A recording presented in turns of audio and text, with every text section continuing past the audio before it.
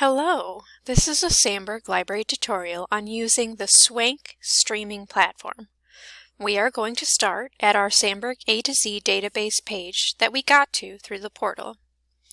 We will change our type to ebooks, audiobooks, and streaming videos.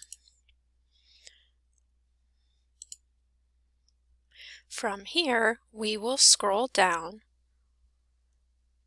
to Swank Digital Campus and click on our title to get to the database.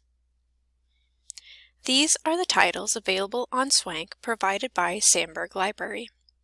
If you know your instructor wants you to watch a specific title, you can search for that title. For example, Selma. So we will do a search for that title, and it comes up in our search. While there are currently limited offerings on Swank, more titles can be requested through the library with our library staff. If you have questions or need help, contact us at library@sandburg.edu.